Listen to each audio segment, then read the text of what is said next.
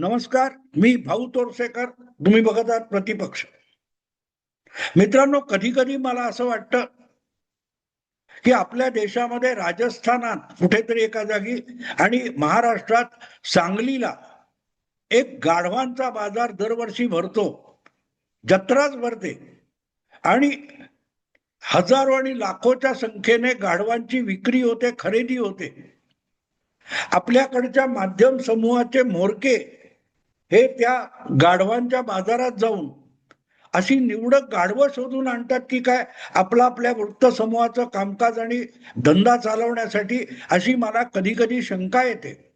आणि त्याचं कारण असं आहे की गाढवाला तो काय ऐकतोय, काय बोलतोय हे नाही, पाठेवरचं जे प्रचंड ओझं आहे ते वाहून नेण्यापलीकडे गाढव दुसरं काहीही करू शकत नाही, ही वस्तुस्थिती आहे. आणि आपल्या पूर्वजांनी म्हणून ठेवलंय, गाढवा पुढे गायली गीता, कालचा गोंधळ बरा होता. म्हणजे आपल्या समोर काय घडतंय, काय दिसतंय हे मेंदूपर्यंत पोहोचल्यानंतर सुद्धा ज्याच्यावर कसलाही परिणाम होत नाही, तो गाढव असं समजण्याची आपली समज आहे. प्रवचन झालं, गीता पठण झालं, तमाशा झाला की दशावतार झाला, गोंधळ झाला, याचा थांग पत्ता ज्याला समोर घडणाऱ्या घटनेतून लागत नाही, त्याच्यावरून ही उक्ती तयार झालेली आहे, गाढवा पुढे गायली गीता, कालचा गोंधळ बरा होता. आणि त्याच मानसिकतेमध्ये ज्या वेळेला बातम्या रंगवल्या, पसरवल्या जातात,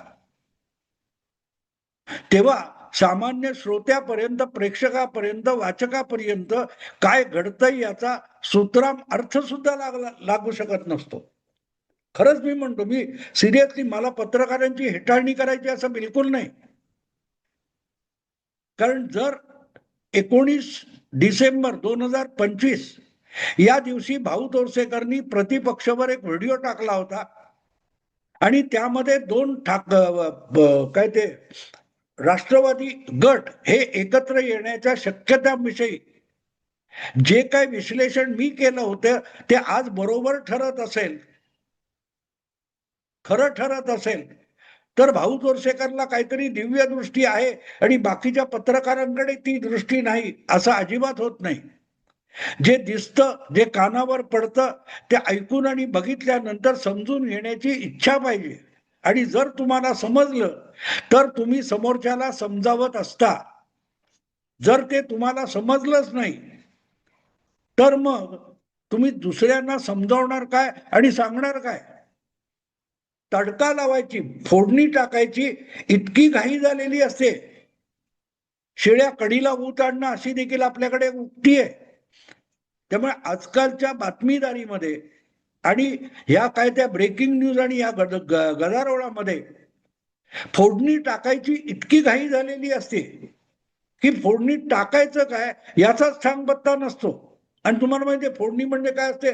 कढई किंवा पातेलं असतं, त्याच्यात तेल टाकलं जातं, तेल जरा जरा गरम झालं की त्याच्यामध्ये काय ते जिरे मोहरी वगैरे टाकतात आणि तडका सुरू होतो. तडतडायला लागतं आत टाकलेला, काय कढीपत्ता टाकलाय, लसूण टाकलाय, ते तडकायला लागतं. आणि ते तडकायला लागल्यानंतर हळूहळू त्या फोडणीतले पदार्थ, मसाल्याचे पदार्थ जळायला लागतात. पण ते जळण्यापूर्वी त्यामध्ये जी भाजी असेल, जे वरण असेल, जे काय असेल, कढी असेल, ती फोडणीत टाकायची असते. पण फोडणीत टाकायचंय काय याचाच पत्ता नसेल तर काय होतं?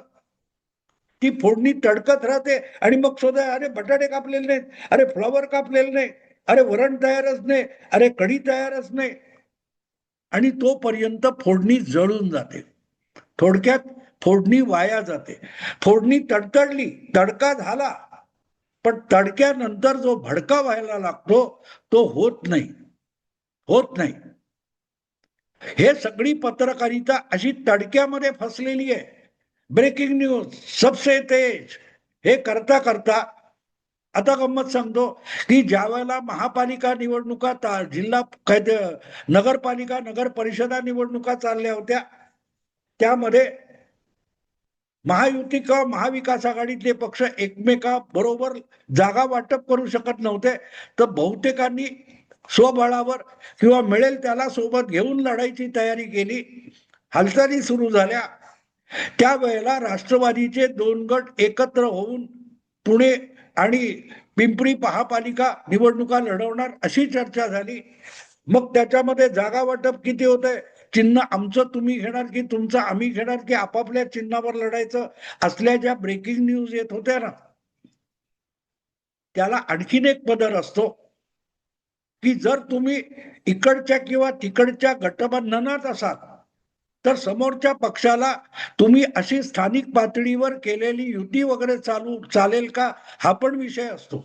आणि तो धागा घेऊन मी हा व्हिडिओ 19 डिसेंबर 2025 ला केलेला होता, टाकलेला होता. 2 राष्ट्रवादींच्या एकत्र येण्याला अमित शहा यांचा आशीर्वाद, किंबहुना त्यांच्या आशीर्वादानेच 2 राष्ट्रपती एकत्र येत आहेत. भाजपच्या हायकमांडच्या आशीर्वादानेच पवार परिवारामध्ये मनोमिलन होऊ घातलंय, असा माझ्या स्पष्ट व्हिडिओचं हेडिंगच होतं. 19 डिसेंबर म्हणजे जवळजवळ 6 ते 7 आठवड्या आधीची गोष्ट आहे. तेव्हा आज जे कोणी विलिनीकरणाच्या भाकऱ्या धोपटत बसलेले आहेत, विलिनीकरण विलिनीकरण, हे तिकडे ते इकडे, भाजपचा आक्षेप आहे, भाजपच्या पोटात दुखतंय वगैरे वगैरे, त्या ड्युट्यांना यातलं काही माहिती नाही आणि त्यांना सांगितलं तरी त्यांना कळणार सुद्धा नाही. याचा खुलासा मी 19 डिसेंबर 2025च्या माझ्या व्हिडिओमध्ये केलेला आहे. तो पुढे तुम्हाला ऐकायला मिळेल. त्यामध्ये अजित गटाच्या प्रदेश अध्यक्ष सुनील तटकरे आणि राष्ट्रीय कार्यकारी अध्यक्ष प्रफुल्ल पटेल हे 2 राष्ट्रवादी एकत्र येण्याच्या प्रक्रियेसंबंधी अमित शहाना भेटले होते, त्यांच्याशी विचार विनिमय केला होता आणि त्यांच्याकडून NOC वगैरे घेतली होती. हा साफ खुलासा मी केलेला आहे. कारण माझे कान भिंतीला पण लागलेले असतात, जमिनीला लागलेले असतात. नेत्यांच्या दारात आणि रस्त्यावर भिकाऱ्यासारखा माईक घेऊन मी फिरत नाही, कॅमेरा घेऊन मी फिरत नाही. पण जी बातमी असते आणि दिसते तिचा अर्थ शोधण्याचा प्रयत्न करत असतो. तुमच्या नमुन्यासाठी हा 19 डिसेंबरचा माझा व्हिडिओ आहे, त्याचा काही भाग मी इथे आता याच्यानंतर जोडून टाकतोय. तुम्हाला आवडलं लाईक करा, शेअर करा आणि प्रतिपक्षाला सबस्क्राईब करा. नमस्कार. ऐका, मिळवणं म्हणतात. एबी फॉर्म याचा अर्थ असा असतो की जो मान्यता प्राप्त पक्ष आहे त्या पक्षातर्फे आपल्या अधिकृत उमेदवाराला आपल्या पक्षाचं निवडणूक चिन्ह मिळावं म्हणून जो अथॉरिटी लेटर दिलं जातं त्याला एबी फॉर्म म्हणतात. आणि असा अर्ज शेवटच्या क्षणी भरणारे अचानक पक्षात आलेले जे लोक असतात त्यांचं ही बाजू आपण समजून घेतली पाहिजे. अनेकदा आपण बघतो की वेगवेगळ्या विभागामध्ये कुठल्याही पक्षाशी संबंधित नसलेले पण राजकारणामध्ये काही ना काही आपलं नशीब ट्राय करणारे लोक असतात. मग ते पहिलं काय करतात, आपल्या आसपासच्या परिसरातल्या लहान मोठ्या ज्या संस्था असतात, कुठची गणेशोत्सव मंडळ असेल, कुठचं नवरात्रोत्सव मंडळ असेल किंवा कबड्डी क्रिकेट वगैरेचे संस्था चालवणारे असतील, व्यायामशाळा चालवणारे असतील, कुस्ती संघ असतील, क्रीडा संस्था असतात, अशा लोकांना थोडंफार डोनेशन देऊन आपल्याला पाहुणा म्हणून बोलवा अशा रीतीने हे करतात. दुसरी गोष्ट, वेगवेगळे जे सण येतात, महत्वाचे दिवस येतात, अशा वेळेला मोठमोठे फलक लावून सामान्य जनतेला त्या सणानिमित्त किंवा त्या दिवसानिमित्त शुभेच्छा देण्याने या कार्यकर्त्यांची उमेदवारी सुरू होत असते. आणि मग त्यातून हळूहळू आपल्या पाठीशी ठामपणे उभे राहतील. पाहिजे तर त्यांचा सगळा खर्च करणं, त्यांना पोचणं, हे सुद्धा असा इच्छुक उमेदवार हा खूप आधीपासून 2-4 वर्ष आधीपासून सुरू करतो. आणि एकदा आपला असा एक गोतावळा तयार झाला की त्याला एक आत्मविश्वास येतो की या म्युन्सिपल वॉर्डमध्ये भले 40,000चं मतदान असेल, पण मतदान साधारण 25 आणि 30,000 पर्यंतच होणार आहे.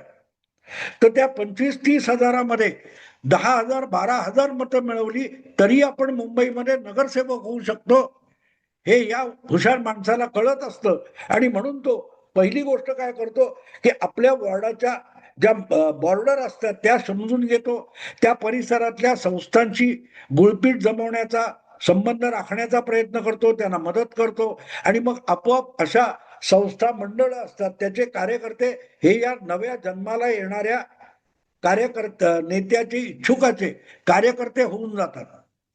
मग तो आपल्याकडे 1200 किंवा 300 किंवा 200 कार्यकर्त्यांची फौज आहे आणि त्यामुळे आपण या बॉर्डातून सहज निवडून येऊ शकतो, असं शक्ती प्रदर्शन सुरू करतो.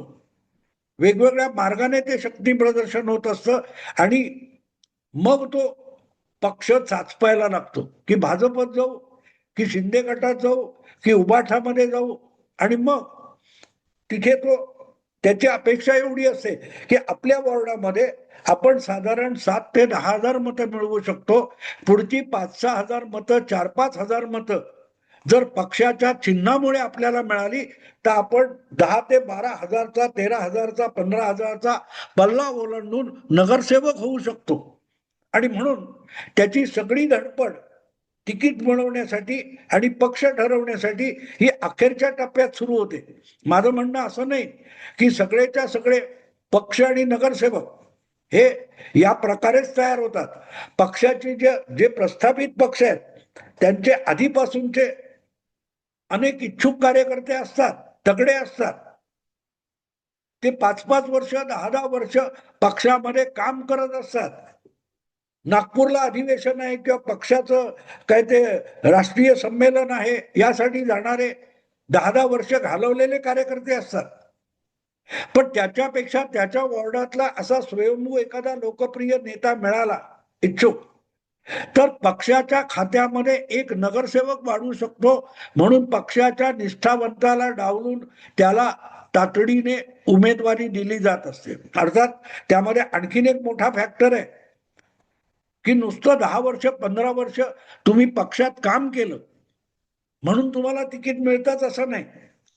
त्या निवडणुकीसाठी आवश्यक असलेला काही लाखांचा किंवा 1-2 कोटीचा खर्च करण्याची ज्याची तयारी आहे त्याने अशा नगरसेवक पदाच्या निवडणुकीमध्ये झोकून द्यायला हरकत नसते. तर हे सगळं सांगण्याचा हेतू असा आहे की ज्या वेळेला हे प्रकरण सुरू होतं त्यातून पक्ष उभा राहतो आणि या पार्श्वभूमीवर मग तिकीट वाटपात प्रत्येक पक्ष आपापला हिस्सा मोठा मागत असतो. आणि या गोष्टीमध्ये म्हणूनच आज एकनाथ शिंदे किंवा भाजपकडे अधिक संख्या असल्यामुळे कार्यकर्त्यांची आणि इच्छुकांची त्यांना अजितदादा सोबत नकोय. पण पुणे आणि पिंपरी या 2 महापालिका अशा आहेत की त्या महापालिकांमध्ये पवार गटाचं वजन जास्त आहे. मग तो पवार गट म्हणजे अजितदादा आणि शरद पवार हे दोन्ही येतात.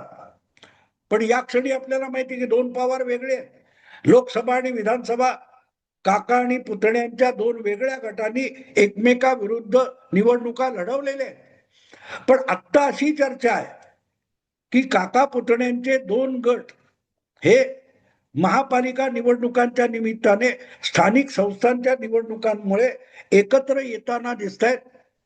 आणि तुम्हाला धक्कादायक बातमी आहे ती आहे जी शीर्षकात आहे की 2 पवार गट म्हणजे काका आणि पुतण्यांचे गट हे स्थानिक निवडणुकांमध्ये एकत्र येत आहेत आणि त्याला खुद्द केंद्रीय गृहमंत्री आणि भाजपचे चाणक्य अमित शहा यांचा आशीर्वाद असल्याची बातमी मला मिळालेली आहे. प्रफुल्ल पटेल आणि अजितदादा गटाचे महाराष्ट्र प्रदेश अध्यक्ष सुनील तटकरे यांनी याविषयी केंद्रीय गृहमंत्री अमित शहा यांची भेट घेतली होती. आणि स्थानिक निवडणुकांमध्ये जर वेगवेगळ्या आघाड्या आणि युत्या तयार होणार असतील आणि अनेक ठिकाणी जर अजितदादा गटाची शिवसेना भाजपला अडचण होणार असेल तर आम्ही स्वतंत्ररित्या लढायला तयार आहोत, पण मग आम्हाला आमची ताकद दाखवण्यासाठी आणि टिकवण्यासाठी आमचा फुटीर गट जो आहे किंवा शरद पवार गट जो आहे त्याला सोबत घ्यावं लागेल आणि त्याचा महाराष्ट्राच्या राजकीय समीकरणावर विपरीत परिणाम होऊ नये एवढीच आमची अपेक्षा आहे.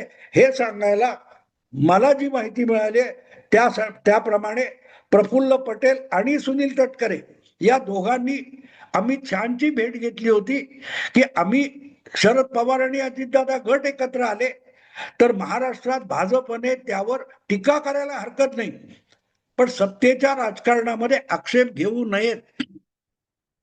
आणि या दोघांना माझ्या माहितीप्रमाणे अमित शहानी सरळ सरळ आशीर्वाद दिलेला आहे की ठीक आहे, स्थानिक निवडणुकांमध्ये जर एकमेकाविरुद्ध शिवसेना आणि भाजप सुद्धा, शिंदे फडणवीस सुद्धा अनेक ठिकाणी एकमेकाच्या विरुद्ध लढणार असतील आणि त्यामध्ये महाविकास आघाडीतल्या एखाद्या गटाची पक्षाची मदत घेणार असतील तर मग महाराष्ट्रातल्या महापालिका आणि स्थानिक निवडणुकांमध्ये दोन पवार गट एकत्र आले तर आम्हाला काहीही हरकत नाही.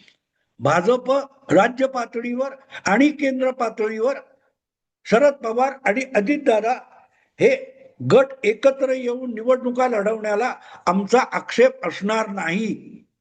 याचा अर्थ असा होतो मित्रांनो की शरद पवार आणि अजितदादा हे महापालिकेचा किंवा स्थानिक निवडणुकांचा आडोसा घेऊन एकत्र यायला निघालेले आहेत आणि जर त्या दोघांना मिळून यश मिळालं, त्यांची आजपर्यंत या स्थानिक निवडणुकांमध्ये असलेली ताकद टिकली, पुणे पिंपरी महापालिका असतील किंवा जिल्हा परिषदा तालुका पंचायती असतील, त्यामध्ये जर काका पुतणे एकत्र येऊन चांगलं संख्याबळ हे त्या संस्थेमध्ये निर्माण करता आलं तर मग पुढे काका पुतणे यांनी आपले आपले पक्ष हे एकत्र विसर्जित करून एकच राष्ट्रवादी पुन्हा एकदा बनवण्याचं पाऊल टाकलं तर नवल असायचं कारण नाही.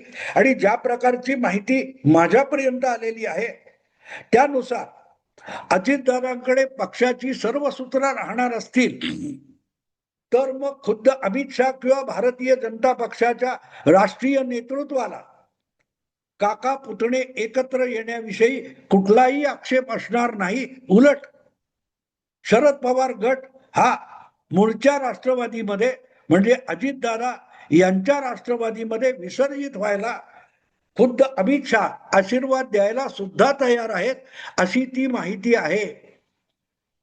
अजूनही माहिती माध्यमांपर्यंत पोहोचलेली नाही.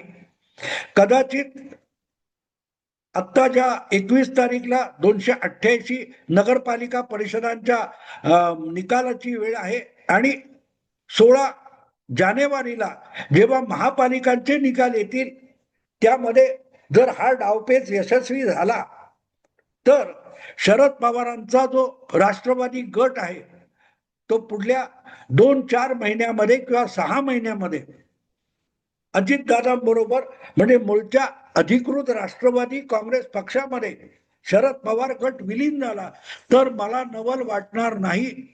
अशा हालचाली सुरू असल्याची माहिती आणि अतिशय खात्रीलायक माहिती मला मिळालेली आहे.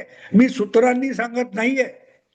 मला या सगळ्यामध्ये सहभागी असलेल्या किंवा भिंतीला कान लावून ऐकणाऱ्या माणसांकडून ही माहिती मिळालेली आहे आणि म्हणून मी ते शीर्षक दिलेलं आहे की या निमित्ताने परत एकदा पवारांची विरासत जी आहे ती विभागली गेलेली आहे ती एकत्र करून महाराष्ट्रात पवार नावाचा ब्रँड जो गेल्या 40-50 वर्षामध्ये शरद पवारांनी मेहनत करून उभा केला तो ठाकरे ब्रँड प्रमाणे मातीमोल होऊ न देता टिकवायचा असेल तर मग ही सर्वोत्तम संधी आहे आणि त्यासाठी तटकरे आणि प्रफुल्ल पटेल यांनी पुढाकार घेतलेला आहे आणि तो अर्थातच शरद पवारांच्या परवानगीशिवाय किंवा मान्यतेशिवाय घेतलाय असं मला अजिबात वाटत नाही. थोडक्यात शरद पवार सुद्धा आपण जो पवार ब्रँड महाराष्ट्रात निर्माण केला तो टिकवण्यासाठी उत्सुक आहेत आणि त्याचबरोबर आपल्या लाडक्या कन्येला राजकारणामध्ये प्रस्थापित करण्यासाठी पवार अतिशय उत्सुक आहेत. आणि या सगळ्या संदर्भामध्ये वेगवेगळ्या विषयामध्ये सुप्रिया ताईंची येणारी वक्तव्य जर बारकाईने चाळण लावून अभ्यासली तर या प्रक्रियेला दुजोरा देणाऱ्या अनेक घटना, अनेक वक्तव्य त्यामध्ये आपल्याला सापडू शकतात. पवार ब्रँड वाचवण्यासाठी काका पुतणे म्हणजे शरद पवार आणि अजितदादा एकत्र येण्याची, एकमेकांमध्ये विसर्जित होण्याची प्रक्रिया एक प्रकारे अमित शहा यांच्या पौरोहित्याखाली सुरू झाली ही बातमी आहे. मी आता थांबतो. आवडलं लाईक करा, शेअर करा आणि प्रतिपक्षाला सबस्क्राईब करा. नमस्कार.